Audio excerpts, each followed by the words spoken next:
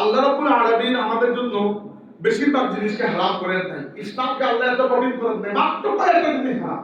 প্রথমে বুঝেন, খাওয়া দাওয়ার ক্ষেত্রে আল্লাহ পাক বেশিরভাগ জিনিসকে হালালই করে দিয়েছেন। বলেছেন উহিল্লাত লাকুম বাহিমাতুল আনআম, যত প্রাণী আছে চরে খায় মাঠে সবই তোমাদের জন্য খাওয়া হালাল। শুধু একটা প্রাণীকে আল্লাহর নবী আলাদা করে হারাম করেছেন, নাম হচ্ছে গাধা। গাধা খাওয়া, বাকি গরু, মহিষ, উট, ভেড়া, বকরি, ছাগল, হরিণ, ঘোড়া খাওয়া যায়।